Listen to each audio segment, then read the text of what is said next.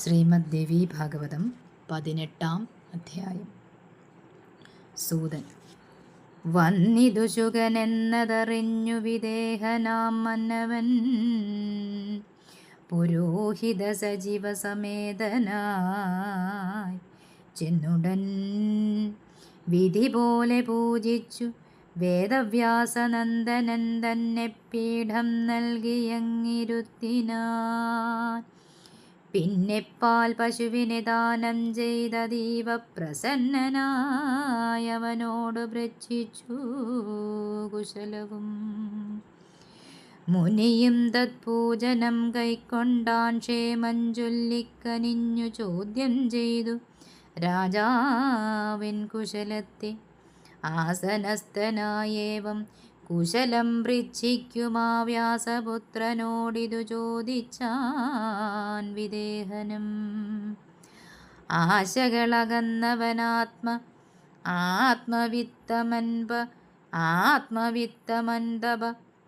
പേശലമതിയിങ്ങു പോന്നതെന്തിനോ ഭവാൻ. ശുകൻ ഉത്തമം ഗാർഹസ്ഥ്യം ഞാൻ കൈവരിക്കണമെന്നു മത്താതനരുൾ ചെയ്താൻ മഹർഷി വേദവ്യാസൻ.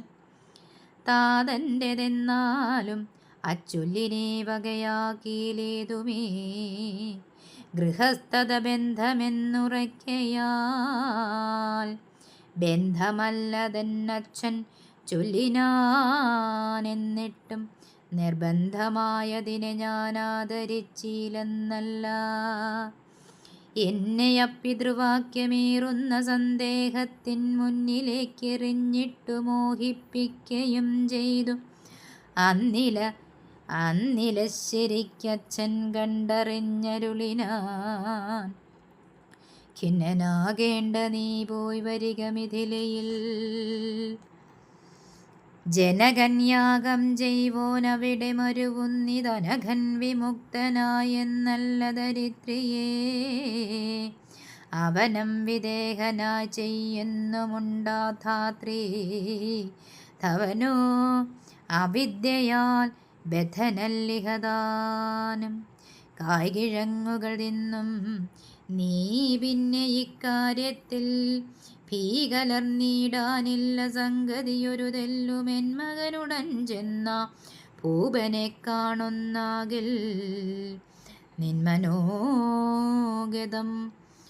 മോഹം നീങ്ങുമിതശേഷവും. ഈ വിധം പിതാവിൻ്റെ വാക്കുകേട്ടിങ്ങോട്ടേക്കു പൂവരപ്രഭോ പോന്നേനേഷ ഞാൻ മുമുക്ഷുവായി. കർത്തവ്യമെന്നാലെന്തുമേലിനിക്കഥിച്ചാലും തീർത്ഥമോ സ്വാധ്യായമോ തപസ്സോ വ്രതം ദാനോ ജ്ഞാനമോ യജനമോ മോക്ഷകാരണം ഭവാനൂനമെന്നിയേ തെളിഞ്ഞോതുകധരാപദേ.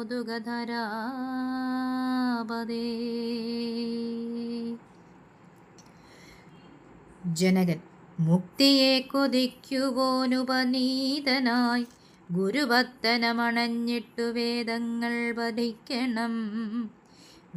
വേദാന്തമെല്ലാം പഠിച്ചു വഴി പോലെ സാദരം ഗുരുവിനു ദക്ഷിണ നൽകി പിന്നെ പിഴയാതുടൻ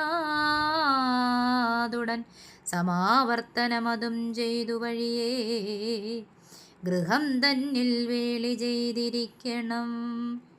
നീതിയിലുറച്ചു നിന്നുത്തമകർമ്മങ്ങൾ ചെയ്താതരാൽ ധർമ്മത്തിനെ വേണ്ടമട്ടാരാധിച്ചും പുത്രരെ പിറപ്പിച്ചു പൂകണം. വാനപ്രസ്ഥമത്ര കീഴടക്കണം തപസ്സാൽ ഷഡ്വർഗത്തെ.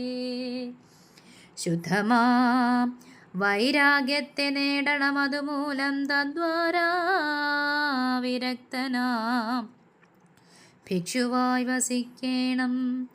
നിർണയം വിരക്തനെ സന്യസിക്കുവാനൊക്കൂ, അന്യനില്ലവകാശമക്കാര്യം സാധിക്കുവാൻ. സത്യമായിടും വേദവാക്യമീ വിധമത്രേ വ്യത്യാസമതിൽ നിന്നില്ലൊട്ടുമെൻ പക്ഷത്തിനും.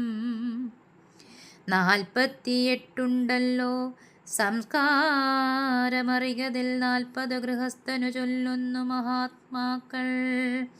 ശിഷ്ടമായിടും ശമം ദമമെന്നിത്യാദിയാം 8 മാത്രമേ പിന്നെ മുക്തി ഇച്ഛിപ്പാനുള്ളൂ. മാത്രമല്ല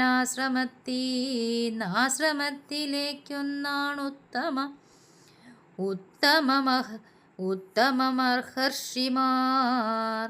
അരുളിയിരിപ്പതും. മാത്രമല്ല നാശ്രമത്തിലേക്കെന്നാണ് ഉത്തമ മഹർഷിമാർ അരുളിയിരിപ്പതും.